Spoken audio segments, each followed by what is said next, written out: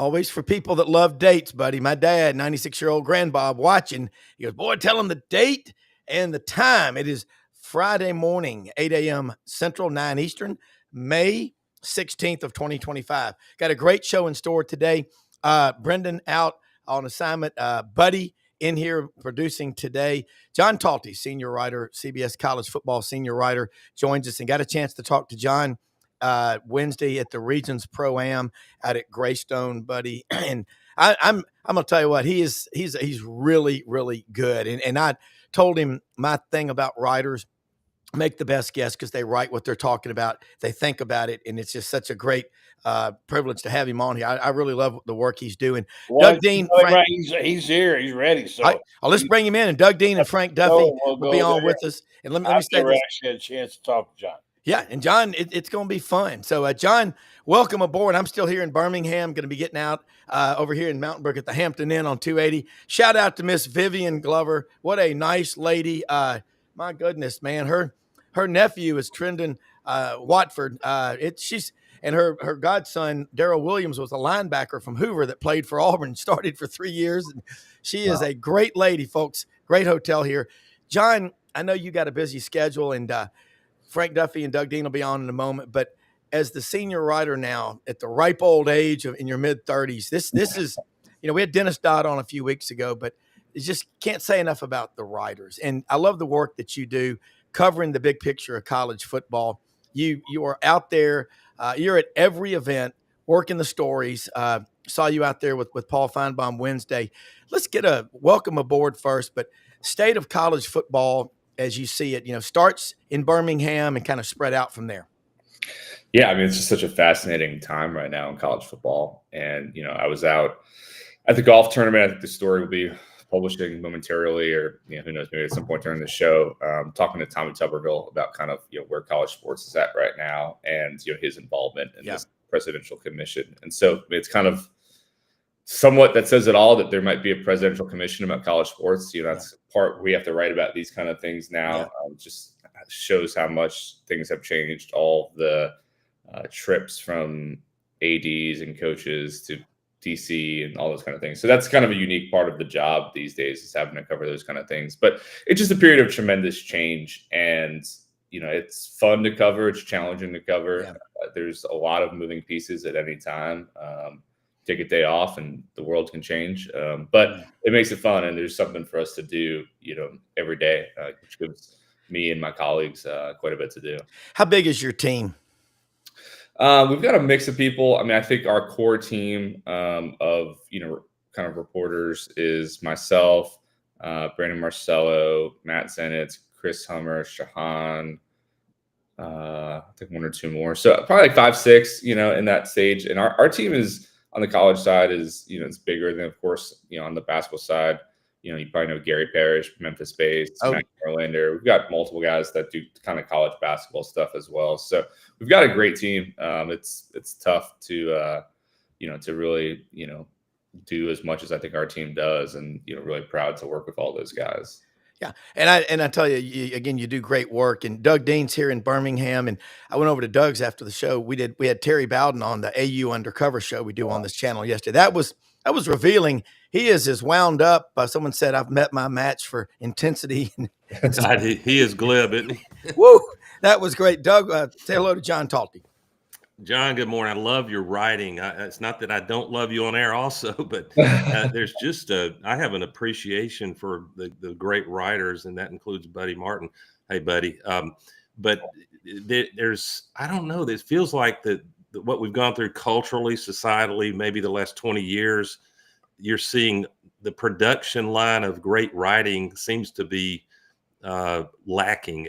Is it just me, John?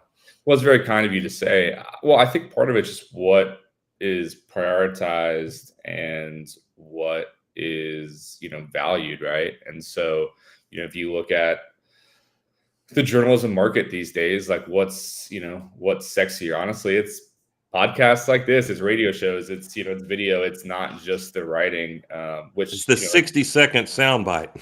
yeah, and that's just and I think a lot of that stuff's great. I consume a lot of it. I work with people like Josh Pate who have built tremendous careers for themselves that wouldn't have probably existed a decade ago. So that's, I think, been a great development.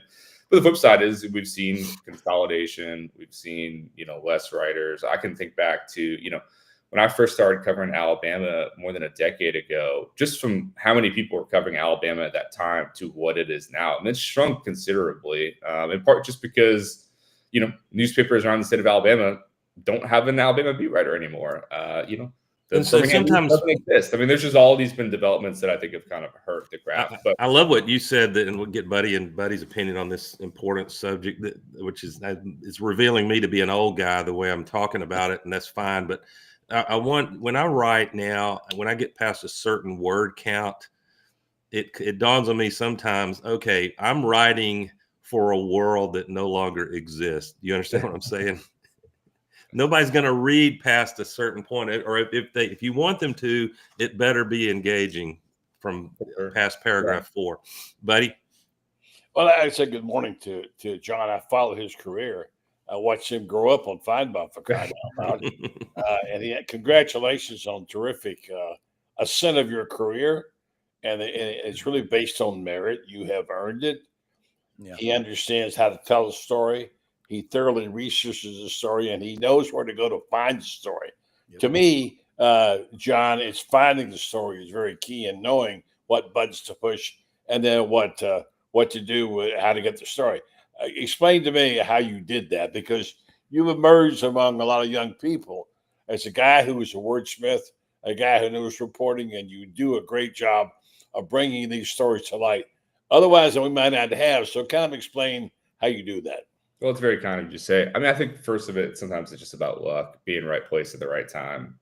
But I think for me, I started doing this when I was about 13 years old. And it was the start of like AOL Instant Messenger. And so I was just like a little 13-year-old kid in New Jersey getting on Instant Messenger and just messaging people and messaging recruits and writers, people like you, buddy, if you were on AOL Instant Messenger, just trying to like, hey, can I pick your brain? And I started doing that. And I can distinctly remember starting to get paid to write when I was about 14 years old for like a scout.com website. And I remember calling Noshan Moreno, who at the time was older than me, and he was calling me like Mr. Talty, and I was in my parents' basement making the phone call. But I had a deep enough voice I didn't have to be seen, so I could just call people. And there's something about being young where there's that fearlessness that you lose as you get older and you have more shame. But at that time, I didn't have it, and so I just kind of started doing it. I think I've been very fortunate to have some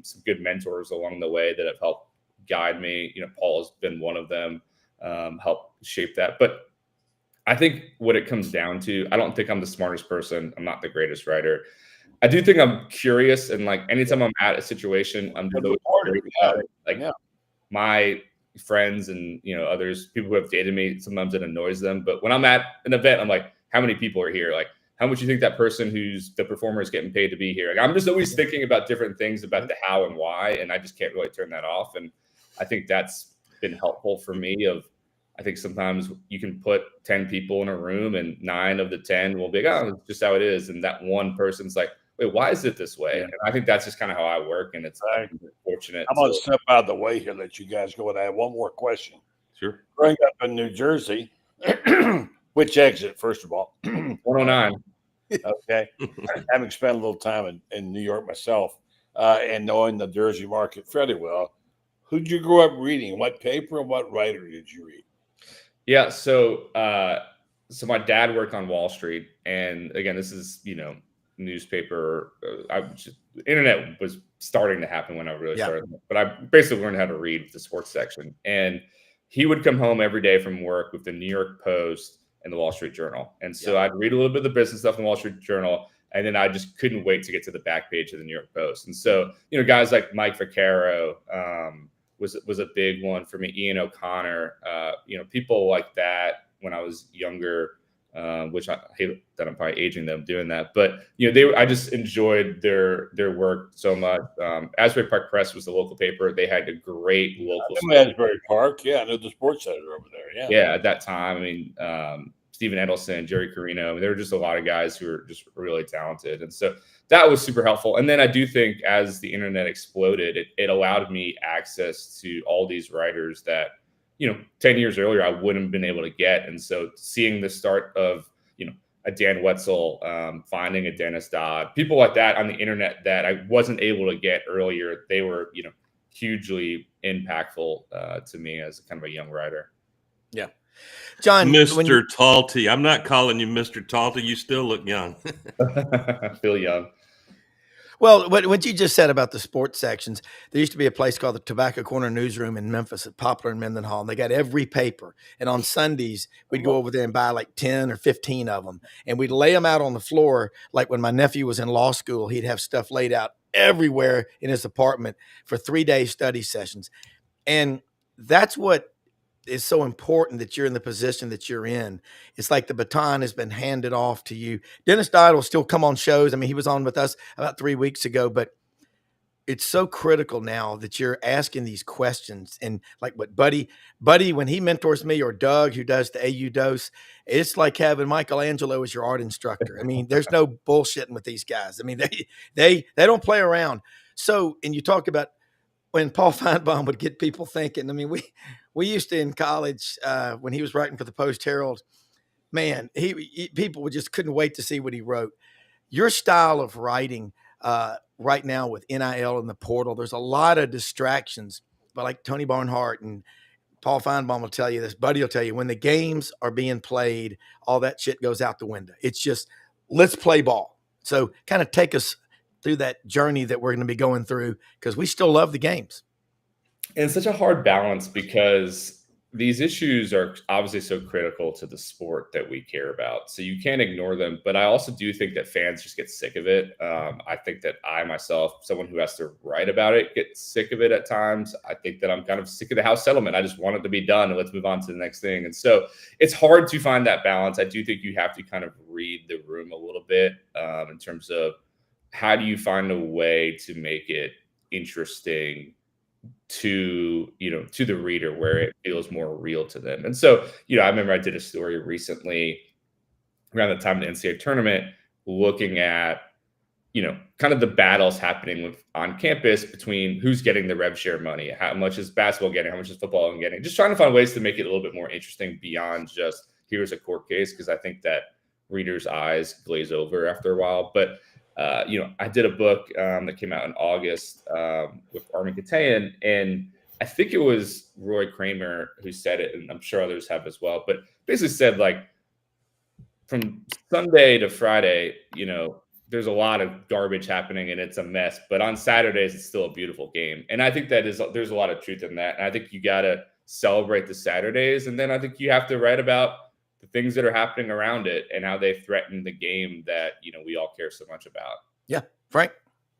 Yeah, no, you're exactly right. But, you go back to the great writers, the Grantland Rices, the Furman Bishers. I mean, that's our society grew up on that. They were the chroniclers of sport. And of course, sport is the guardrails of which our society runs on. I mean, again, James Earl Jones said it best. We've rolled on a society as a steamroller, but the one constant's been baseball or football or basketball or hockey if you're up in the Northeast. And that's what I mean, frankly, I remember the scene from, I think it was the movie The Bachelor Party with Tom Hanks, like one of his first roles. And his brother-in-law is telling him, look, you just got married, but all you got really is sports. Look, you're gonna go through your first six weeks of marriage, and it's gonna be blissful. And then after that, you need Monday Night Football. And then after Monday Night Football, baseball's got to start. I mean, something has to keep us interested. And what has kept us interested are the wonderful storylines and the in-depth reporting. And our good friend Maury Gaston just said in the comment section, the demise of a lot of writing was USA Today with their nice pictures and a little capsule of writing that was no deeper than the thought of what a burp is. And he's exactly right. Those long pica columns of wonderful writing, like our good buddy Kevin Skarbinski does and is noted for, that has what has really driven this interest in sports back during the days of the 30s and 20s and 40s, when it was boxing and horse racing and baseball and all those wonderful sports that you never really saw, but you had to experience through the words and the prose of others. Listen to Duff waxing eloquent this morning. I love it. How are you, Frank? I'm doing good, buddy. How are you?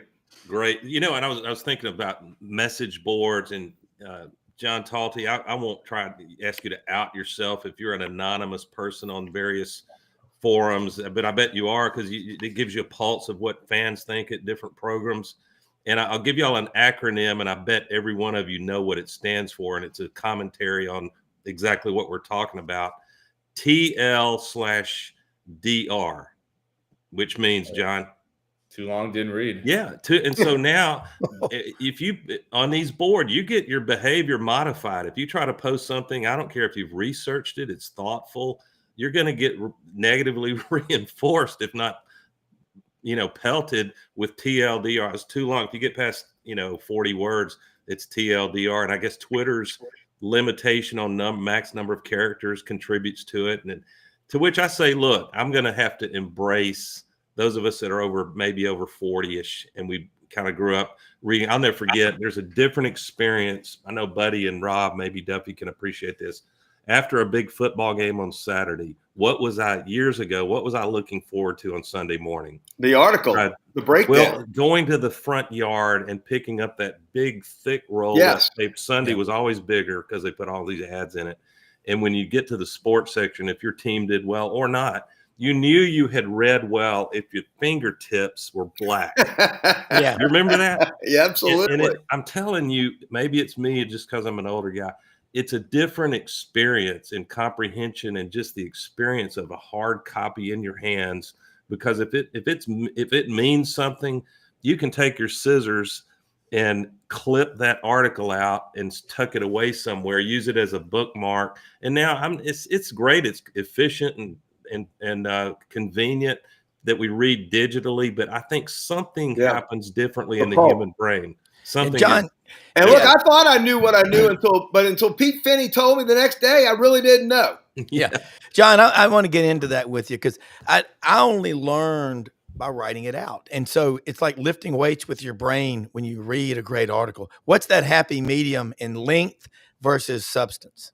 Well, to start, I think it's interesting to what Doug's saying. Like, I think where I'm at in my career right now, like I've never been more read, but it's hard to ever top the first time you have like a cover story in a newspaper. I mean, I can still remember first time when I was at the Clarion Ledger and I got a story on the front page and I felt like I won the lottery. I mean, there was just something about holding your paper and seeing it. No doubt. It just hits different than seeing a story online. But again, online allows us to see so much more. So there's pros and cons to it. But yeah, I think what's interesting about online right now, and it's a good and a bad thing. It's good when it's utilized well. It's bad when it's not, is that there's no limit, right? You can write, if I want to write 20,000 words about Terry Bowden today, I can. Now, my editor will probably kill me, but I can do that if I want to. Whereas just because you can doesn't mean you should. Right. Whereas we used to all have, all right, you've got 15 inches, you got to hit it hard, and that's all you're getting. And you would beg maybe for another inch, but that's all you had, and you had to fit that hole. And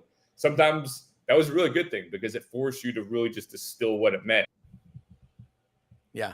Pica pressure. Let's see. Our audience is probably hoping we will pick your brain about actual college football. Yeah. And, a couple of weeks ago, you wrote about, and I love the article about Kurt Signetti. What a great year they had last year. It ended rough, but I don't think any of us were shocked by that. But it's still a great season at Indiana. And your comment was to do with, a year ago, we all thought it was a shocking amount of NIL, 20 million at Ohio State that you could argue was worth the spend because all they did was win a national championship. Yeah. Did struggle with Michigan, but I doubt they care right now.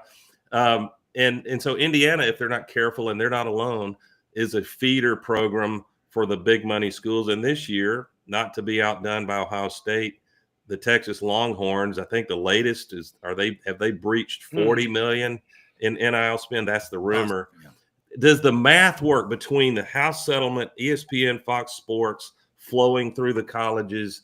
Are we in a deficit spending mode now, John? Tell us about the math side of this, and does something have to give at some point pretty soon? We're in an arms race. You can almost hear Khrushchev banging his heel on the desk. John, that's a great question. I mean, I think that's well said by Frank. That, I mean, it is an arms race right now. I think that's kind of, we've seen this happen in so many other different ways. The facilities arms race and the support staff arms race and all these different things. And I think right now it's certainly NIL. It's, what's so tricky about it is that I feel like for years now we've been hearing it's not sustainable, right? That the return on investment's not there. It's not sustainable. The money's going to dry up.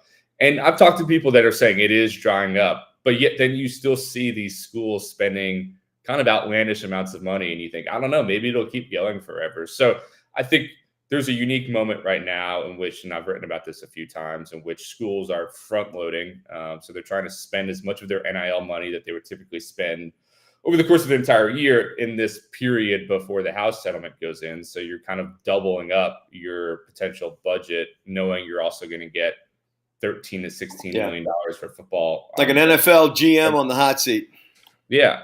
And so I think that's allowed these schools to really spend a lot of money. It's allowed player compensation to go through the roof. We're seeing that in football. We're seeing that in basketball. I went to University of Maryland. They had a great year. I would say probably their third or fourth best player allegedly got anywhere from $2.5 to $3 million to transfer to USC. That's a third or fourth best player. Was not the number one.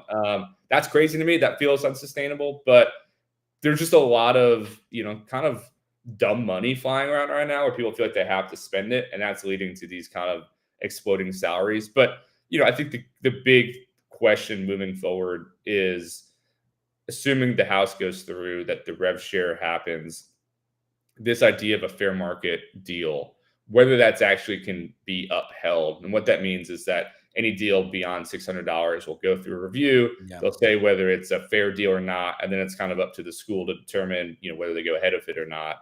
If has some real bite to it, I think that can really bring things kind of together. If it doesn't, you might continue to see the Texas and Ohio States and Michigans spend wildly and other schools fall behind. Well, here's a question I have. Larry Ellison, Oracle, and moving headquarters to Nashville. Okay. Net worth on that guy's about $200 billion. And, hell, I think about, holy cow. Is he a Michigan guy? That's Michigan guy? Yeah. Is he, John? I mean, his wife was. His wife was. That's how I lost my star quarterback. Yeah. You know about the deal about if mama ain't happy, nobody's happy. Yeah. Well, now the wife she's the Michigan one. So John, you get to talk to Nick Saban, you get to talk to the coaches around the country. That's a great book. Show people that book that you wrote about leadership. It's over your right shoulder. The one. Yeah. And how do people get a copy of that? Yeah, anywhere you buy books, Amazon, Barnes & Noble. You can ask for your local bookstore, but Amazon might be the easiest for people. So do you give a discount for us LSU alums just from the pain of having to read it? There's actually some good LSU stuff in there. You might like it. I've heard he had to stop at LSU for about 5 years. I did hear that. Better to have loved and lost than never loved at all. Oh, John, let's talk. Josh Pate last week put out a top 20 post-spring practice rankings, and we've had Josh on the show a couple of months ago, and he was outstanding, as you are. There was the teams on there aren't that different than they were 40 or 50 years ago. There's a few exceptions. SMU was playing money ball when I was in college. I had friends there that were telling me these stories, and we would say, there's no way y'all are doing that with players. They said, Brown, I'm just going to digress. Those Z28s didn't buy themselves. Yeah. But let's talk about that top 20 and your view of where we go in college football this coming year. John Talty, senior college football writer for CBS, is on with us, and great stuff. Yeah, I think and I have obviously tremendous amount of respect for Josh as a colleague. I think I had to do one of those recently. And trying to fill out that list, it's really hard just because there's so much turnover year over year. And so it's a lot of projections. I think it was easier 5 years ago when it's like, all right, Bama's returning everybody, or Georgia's returning everybody, or Clemson's returning everybody. And you've seen those guys play. Now it's like, we think Arch Manning's great. Maybe he'll be it. So it's a bigger, I think a bigger task for people like Josh and myself. I do think some of the typical players will be at the top. I think we expect Clemson to be really good this year. Georgia could be really good. We'll see what Gunnar Stockton can do at QB. Frank's LSU Tigers have invested very heavily on their team this year. They need to be good. They have a really tough week 1 opponent. That could be a big tell for what their season's like. Texas, Ohio State, Oregon. I mean, there's a lot of the typical players, I think, at the top. But, I think last year was great in that we did see teams break through that we're not used to seeing. Indiana being probably chief among them, SMU.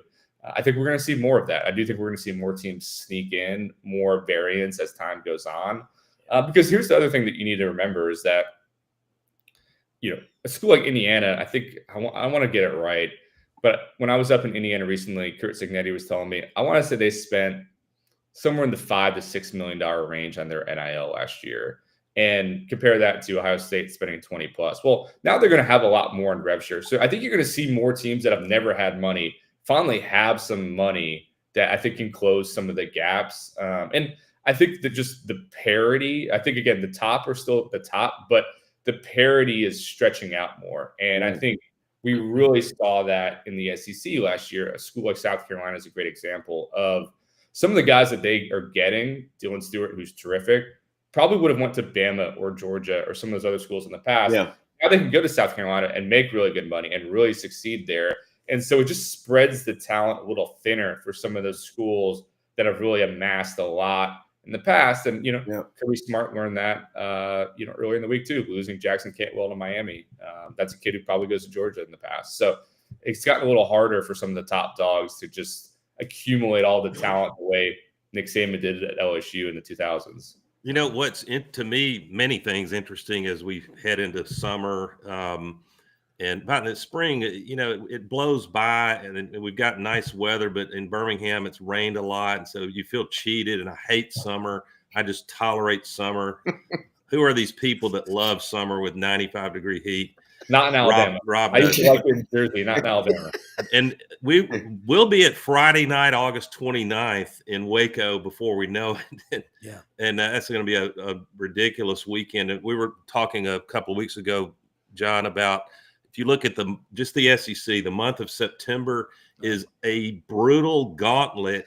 It won't be shocking to me if you look at the fact that Nussmeier's the elder statesman of QBs, isn't he? Yeah. And I mean, we all expect Arch Manning to be unbelievable, and he's got a coach who knows how to deploy offense, and they've got talent. But until it happens, so much variability, so much margin of error because of the lack of proven QBs coming back, not just in the SEC. So John, don't you think at the end of September, don't know who it will be, but we will be talking about some team that no one saw coming. I guess it was last year's Indiana, pick your favorite surprise team. But it's shocking that with the portal and the NIL money available, that there's so much unpredictability and inexperience at the quarterback position, John. Yeah, and I think that's, I was at Illinois recently. Like, Illinois might be a playoff dark horse, because they've got a returning QB. And I think that is, so critical. So either you've got a guy you feel good about coming back, or you went shopping, the way Auburn did, getting Jackson Arnold, the way that Tennessee recently had to make their trade of UCLA and bringing QBs. There's just so many question marks that come with that as to, all right, I saw this guy, Jackson Arnold is such a great example of it, I think, because it really is. You saw some signs of him looking pretty good. Saw some signs of him not looking good. Yeah. And Hugh Freeze is making a huge bet on him. We have no idea how to go. What'd you say? We have no idea how to go. Right, yeah. And, if he looks good week 1 against Baylor, there's going to be a lot of buzz around Auburn because they had a lot of other pieces last year. It just never fully happened. If he doesn't look good against Baylor, we're thinking – this is Hugh Freeze's last year. And we've been down this road before with Robbie Ashford. Almost identical 3 years ago. Almost identical. John, question here from Blind Squirrel Sports. He's a serious dog fan from Buena Vista, Georgia, down near Columbus.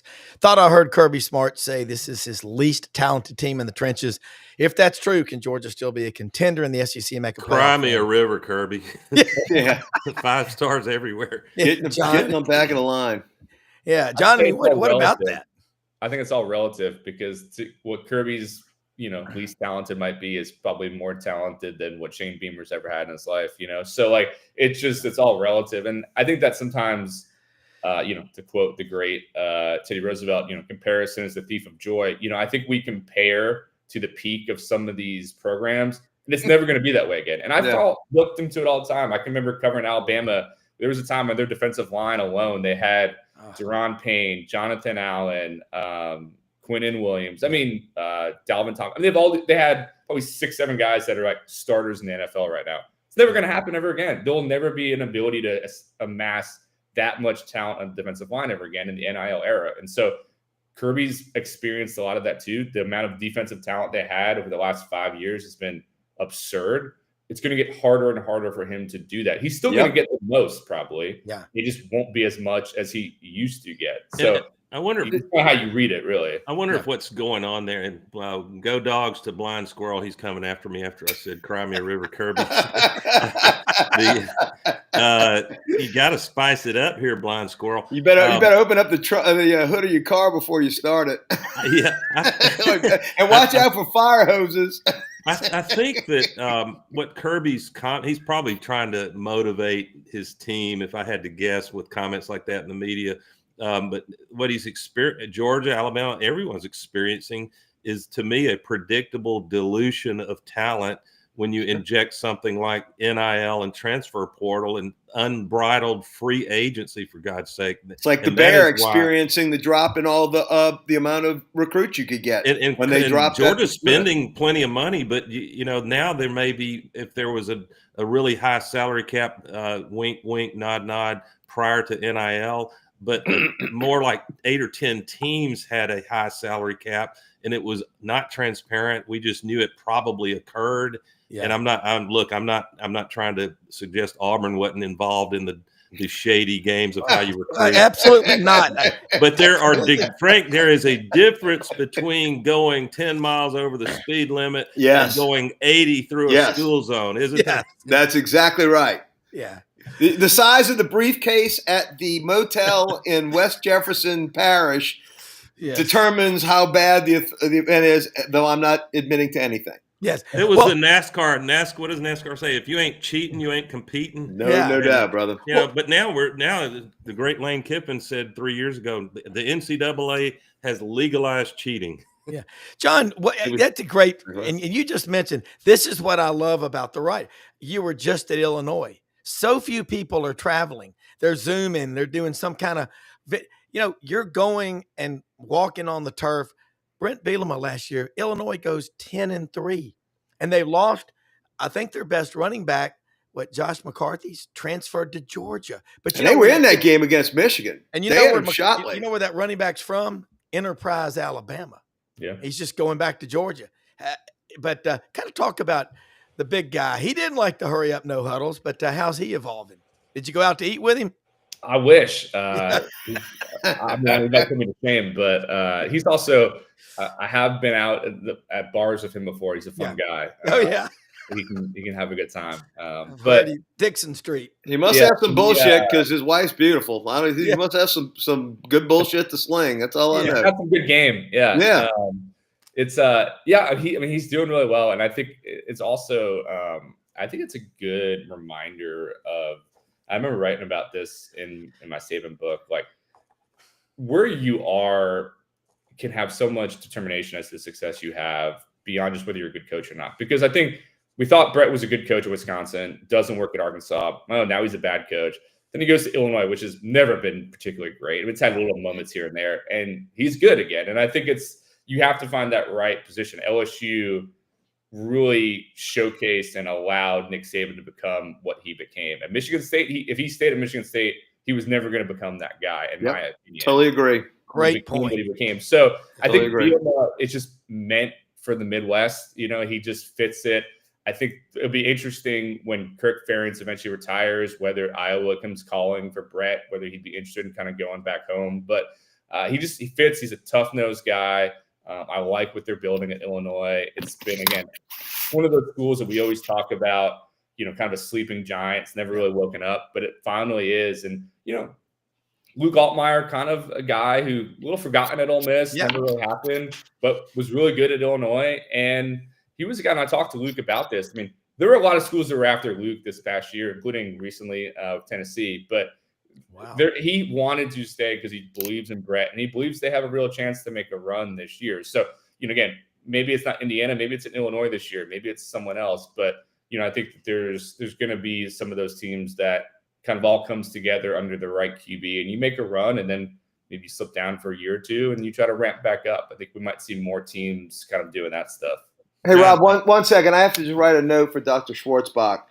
Nick Saban would not have been Nick Saban without LSU. That'll be good when I go to the couch again for my ongoing 20 years of therapy. Thank you.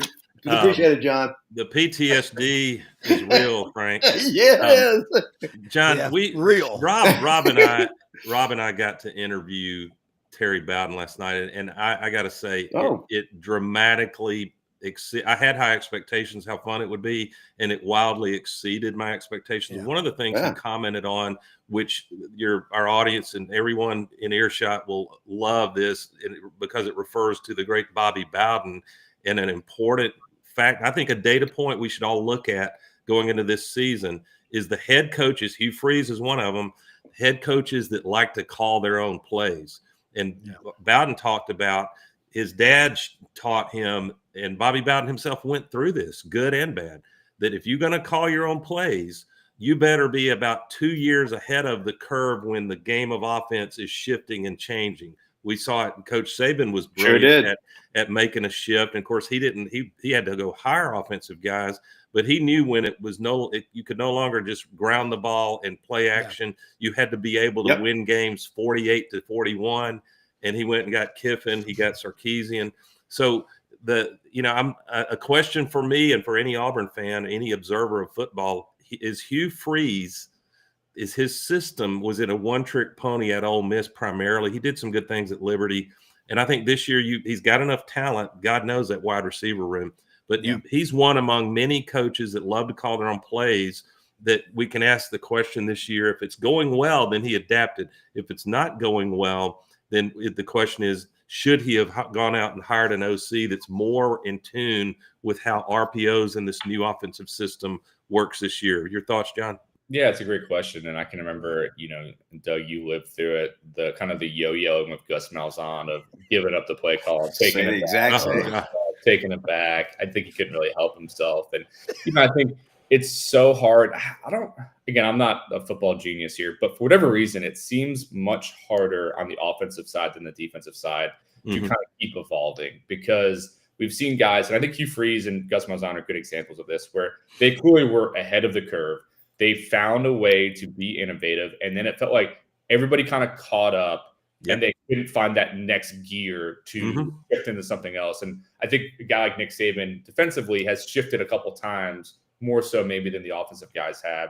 It's in part what makes guys at the NFL level like Sean McVay so impressive, that they can kind of keep evolving. So what's interesting about Hugh Freeze's offense is that, and I can remember when Dan Warner, who was his offensive coordinator at Ole Miss, came to Alabama, and Nick Saban was just, trying to pick his brain about, because they beat him 2 years in a row, famously. Like, all right, what were you guys doing? He was almost blown away by how simplistic it really is. Like, it's not that complicated of a system. It's just about having to do things, a certain kind of way. Similar thing with some of the air raid stuff. It's not that complicated. It just has to be precise and things like that. So, can Hugh Freeze evolve? I think it's a very, pressing question for this Auburn season.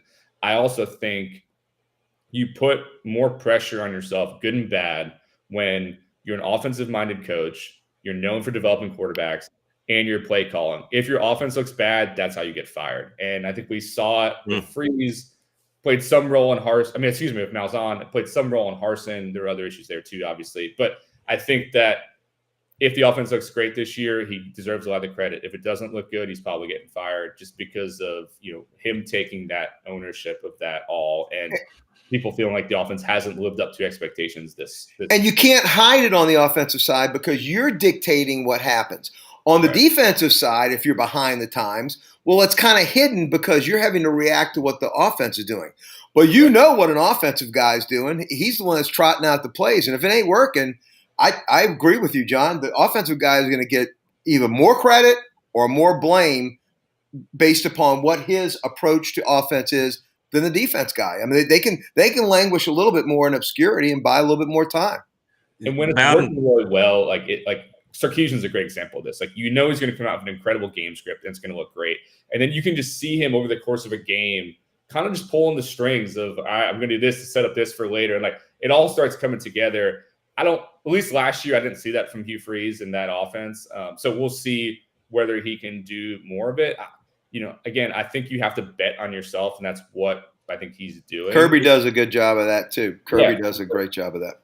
The good and bad of that Auburn-Baylor opener from an Auburn point of view is if it does not go well, and Dave Aranda he's had his up and down moments, and he's probably not gifted with the same quality roster Auburn should have on paper, at least. If you look at the transfer rankings, the recruiting rankings the last several years, but Aranda is a master at defense. And Terry Bowden said one of the simple but effective things a coach can do that loves the RPO system like Freeze is not every single play, but use tempo and getting the play in and called and snapped fast, because that prevents a defense from bluffing you, saying we're about to blitz heavy and you play against that. It forces them to show their hand early, and then if your quarterback is worth a hoot, he should be able to read that fairly straightforward and be right more than wrong on the RPO call. It's going to be interesting. Yeah. John, a few more questions before you go. And thank you so much for going along with us. This is the Friday Roundtable. We really, this is great insight. I didn't know. I mean, that's what a lot of us were like when we were, kids. You're reading everything you can get your hands on. And that's how you do that. My middle son may be moving to New York. He's in finance. I'm in it. Okay. So that's cool that you grew up. I think you probably draw a lot of parallels with finance, charts, graphs, connecting the dots, scattergrams, tranches, dead cat bounces. All that terminology, all that minutia. I want to ask you about Florida and Billy Napier. When I see you at SEC Media Days, you're like Tony Barnhart and Dennis Dodd. You're over there getting the story, just you and your subject one-on-one. That's critically important. But Billy Napier, we got a lot of Florida people on here. Gator Bait Media, our SEC Sidelines, Sports Network. We got the Buddy Martin Show, Lowdown with Lauren Meadows. A lot of Gators. Talk about where he is and DJ Lagway. How good you think he can be? What kind of ceiling is he? Potentially a generational player. Yeah, I think he's terrific. And again, I think we were talking earlier about just kind of not really knowing QB-wise in the SEC. And I think he's one of the ones at the very top that we feel really good about. Nussmeier at LSU, I think Lagway at Florida, Lenore Sellers at South Carolina, probably the three that come to mind for me at the start. I think he has the potential to be terrific. I think we've already seen flashes of that. I think what's so interesting about Florida this year is that the expectations have completely flipped from, I think, a year ago. Last year was all about Billy's probably getting fired. The schedule is so tough. If he can just win 5-6 games, he's a miracle worker, all that. Now it's flipped to this guy should be in the playoff. I see 10 wins, top 10, it's completely flipped around. And now you're feeling the brunt of, I have to really make a run this year. And guess what? The schedule's the same. Now, it might not be quite as hard on paper as we thought it was, but certainly it's, really challenging. And so it's a tough job. I've always believed Billy's a good coach. I, got to get to know him a little bit at Alabama. I thought he did a great job at Louisiana. Yeah, he did. I thought he was going to kill it at Florida, honestly. And then it has not played out to that point. I think, and I can't say I'm the originator at this point. Andy Staples has made it to me in the past too. He was probably a couple years too late in what he tried to do. He tried to take the Alabama analyst army and all that. And he got there right as NIL was starting. That didn't matter anymore. Sure. He kind of timed it wrong. But I thought 3 years earlier, he probably would have killed it at Florida. But I still think he's a good coach. And I think that, he's another guy talking about the play calling thing. Do you call your own plays? Do you give it up? He has struggled with that himself. he's making a bet on himself that he can, take DJ to that next level and take Florida to that next level. I would say, just off the top of my head, Florida, OSU, Auburn, probably the 3 most interesting teams to me in the SEC this year, just because of the QBs, the coaches, what's at stake, the schedules. I just think that how it breaks for those 3 will be a big determiner by the end of the year. And all 3 of those are risk reward from start to finish. I have a question for you, John. So I had the great fortune of being on a Little League baseball team in New Orleans back in the 1960s, and I was the catcher. And every time I looked past that pitcher, the guy that I would see out in center field, my center fielder, was a guy by the name of Michael Lewis. And Michael Lewis, who wrote Liar's Poker and Moneyball and those great books. I have to ask you, as someone who has come from the financial world and who writes about sports, have you had any dealings with my buddy Michael? Or I'm assuming you've maybe looked up to his writing throughout the years. I just wanted to see that your connection with him as the writer that he is. And by the way, he went to the same school that the Mannings went to, Newman. He's an incredible writer. I've read, I think, everything he's written. I don't know that I finished his COVID book, but I've read Liar's Poker. I've read Moneyball. I've read pretty much everything he's ever done. So I've never met him, but I will say, so when I was doing this book, it's called The Price, I think it's above my shoulder. It's about kind of NIL and this current world that we're in college football. When I was talking to book publishers about the idea, I basically said if Michael Lewis was writing a book about NIL, this is what it would be. Now, of course, I'm not Michael Lewis, and it's not nearly that good. That's the elevator pitch. You got it. I had to simplify it. I was here's kind of writing from a financial bend to it, but kind of getting in the weeds and kind of weaving in different characters and stuff like that. So I've always loved how he does things. And I think we've talked a lot about writers here. I think the best writers, and Michael Lewis is one of the best I've ever seen at this, are really good at taking very complicated topics and making them digestible for dumb people. Yes, no doubt. He's the layperson. Really good at doing that. And it's something that, and he also, and him and another guy who's spent a lot of time in New Orleans, Wright Thompson, I think are so good at earning people's trust, which I think is also a critical part of what we do. He just keeps finding ways to get in at the right people at the right time, sensing who is worth spending a year with, and then writing a great book about it. I'm going to give you one article I want you to look up. I can't remember if it was in the New Yorker or Esquire. I think it was in Esquire. It was right after Katrina. And he wrote an article on one of our mutual friends, a guy by the name of Hayward Hillier. He sadly committed suicide about maybe 8 or 9 years ago. A lot of people, by the way, in New Orleans after Katrina, there was a lot of suicides that went on because of life and the unraveling of life. Yeah. Hayward had some issues. But my point is that he wrote an incredible article about one of our unique, iconic New Orleans characters.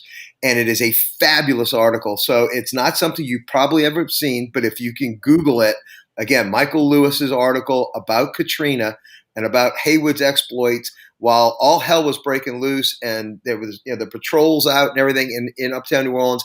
And he did everything that he could to save other people's properties and stuff, but in a very almost a Damon Runyon-esque sort of way. John Kennedy Toole, Confederacy of Dunces. It was almost that. So try and read it if you can. I think you'll enjoy it. Yep. And John, let me say something real quick, and we can come back just for a few more minutes before we go. I know we've got Brendan, our producer's out today, but I want to say something about sponsors. Winter Timber Outdoors, folks. We don't have the QR codes up today. In Athens, Alabama, growing all over the footprint that is the Southeastern Conference, got a 13,000 square foot store under construction, University Drive in Auburn. Everything you need, Winter Timber Outdoors. Also, the great folks at Hewlett and Dunn Boot and Clothing Company on the Historic Square in Collierville, open Monday through Saturday. HewlettandDunn.com. They got the greatest collection of boots. Brendan is out today. He had an emergency. I did send him a pair of Feral Sal Wild Boar boots. He says they're the best boots he's ever had.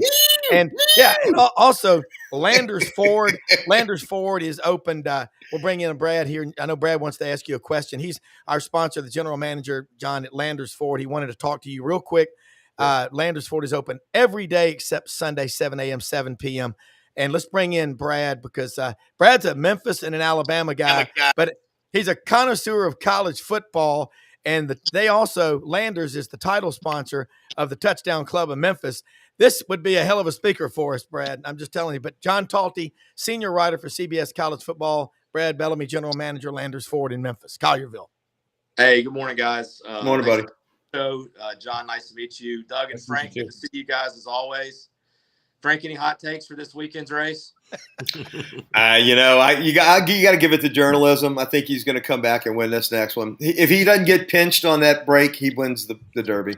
When is Nip It and the Bud going to race in the? She's going. She's down in Louisiana Down. So when I race, I'll let you know, and we'll go over there and have a cocktail again. Nip it.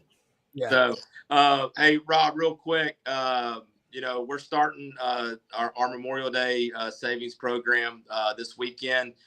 We got a lot of 25 expeditions that have just shown up. They're hot. They're ready to go. And we're going to offer an extra $1,000 off every single one of those. You mentioned the spot. You mentioned the ad that we're going to be sending out an email blast. We continue to have the employee price for everyone on pretty much everything else we got. So best program Ford's ever offered us as dealers, and really excited just about the momentum we've had. April was the best new car month we've had since April of 23, and continue to see that momentum run. So just hopped on the call, so I haven't listened to everything you guys have been talking about. But something I read yesterday, which I found very interesting. And John, with all the experience you have, I'm just kind of curious how often you come across this. But there's a book coming out. I don't know if you guys saw this, but there's a book coming out about quarterbacks. And there's a couple of things I thought were interesting about it. One, the Arch Manning story and kind of some of the background is going to be part of that. But also this story about Caleb Williams and some things that have come out and what he said, what he talked about, his dad said, what he said. And I'm kind of surprised, given the current situation, that stuff would come out or how that was even shared, and the willingness for an athlete to share that for it to get published. John, can you kind of speak to, as a reporter and as you hear information, what you feel like is probably past the line of things that you should communicate, or kind of how that process might work? Yeah, well, it's a great question. And Seth is a great writer. I know him a little bit. He wrote a great book about the Patriots as well. I think it's funny. Some people have asked me this about some of the books I've written in the past. Like, how do you get people to say this stuff? And I think it's twofold. It's, one, it's just building trust. And then two, you do sometimes, and I've had to make this in my career, you have to make that judgment call of, I know this is interesting. I know it'll blow up or do numbers, however you want to put it. But do I want to do that to this person? Because they shared this with me. It was on the record, all fair game. But do I still want to do that to him? And so there have been times where I've known I've had things and I don't put it in there just because I know it'll cause strife for that person. But there are other times where you're like, hey, I gave this person an opportunity. They wanted to say it. And sometimes you follow up with them like, hey, just so you know, I'm going to use that in the book. Are you good with that? Like, yeah, put it in there. And you're like, all right, we're putting it in there. And so I would imagine, and I know that Caleb's dad a tiny bit just because he's from the DC area. He's a talkative guy. So I would imagine he spent some time with him. He started talking and. Yeah.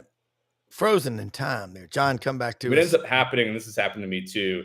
They're very okay with it in the moment. They start walking it back, and then they do the famous, I was taken out of context, which I think everybody claims after a certain point. But yeah, I mean, I think that was, very interesting. And I'll give Seth a lot of credit, having gone through this a couple times. It's a great way to get people to buy books. You got to put a juicy leak out there to get the people talking. Yeah. And, that one was the perfect one to put out. I already want to buy the book, Yeah. John, I know, listen, we're going to let you go. I cannot thank you enough. You went extra long with it, but just my phone, I've just got so many people saying, bring John back. And we really mean it when we say this, because we're encouraging you. Tony Barnhart announces he's stepping down. Dennis died. Don't even think about it. I mean, you're 35. He's way younger. Yeah, you're way younger. But I hope John's got a few bills to pay. We'll keep. But come back and let people know how they can follow you and buy that great book you wrote about Nick Saban, because you're a damn good writer. Well, I really appreciate you saying that. Yeah, you can read my stuff at cbssports.com. You can follow me on Twitter at jtalty, and then anywhere you buy books, again, I usually just direct people to Amazon because it can probably be in your mailbox in a day or two. But you can got them both above me, The Leadership Secrets of Nick Saban, and then The Price, What It Takes to Win in College Football's Era of Chaos, and get them to you probably in a day or so. But appreciate you guys having me, and come on anytime. Just let me know. And look forward to Dr. Schwartzbach. He'll be sending you a nice referral check for the time I have to spend on the couch with him again. Thank you. Happy to do it for you, Frank. Take care. Hey, I'll tell you what, man, we got just a few minutes, and Buddy's been producing today, doing a great job. Brendan had an emergency, and man, everything going to be all right. But Brad, that was a great question. This panel just gets better. It's like band practice every Friday at 8 a.m. But we're doing it live. And I think what I'm seeing right now in college football, and Buddy, thank you so much. And we'll get out here in just a second. I'm seeing the interest. Let's fix this. But as we get every day closer to kickoff, all that stuff goes out the window, guys. We just love these games. And Brad, what Landers does with the touchdown club. And I talked to Dr. Andrews yesterday. There's so many side stories and stuff that keep us going. And Buddy, you've watched this like a judge on a big case. Man, you can't get enough good writers together. Great show, Rob. I'm super excited about Monday. I love. I don't know if you've been there the last couple of years and Greg's come and spoke, but Greg McElroy is just awesome when it comes to his transparency. He's clearly in the know, but he's also a fan too. Hearing the story he told last year about being in the booth, calling a game, and then having the Alabama-Auburn game on the side and trying not to overreact to the miracle touchdown against against the 2023 and calling the game at the same time, and just all the emotions that come. It was so great to just have him as part of that. And then, the big question a couple of years ago, we asked him of who's going to replace Nick Saban, and he was way off, but it was interesting to hear his thought process of who it could be. No, it really is. We're going to have the spring speaker series. We're going to have Roman Harper, Tyler Siskey, Cole Kubelik, and it's going to be a lot of fun. But look, guys, we'll go ahead and wrap up now so we can get out under 60. That's very important. But most often we see the face of Christ in the least among us. Mother Teresa said it best. We can't all do everything, but we can all do something. Go make something great happen today. From the Hampton Inn on 280 in Mountain Brook. Thanks all y'all for watching. We'll see you Monday. See you guys. Go Tigers. Go Tigers. Go Tigers. There we go. Hell of a show. All right. Hell of a show, man. That was some great stuff. And we're still live. And as we fade, here we go. We're wrapping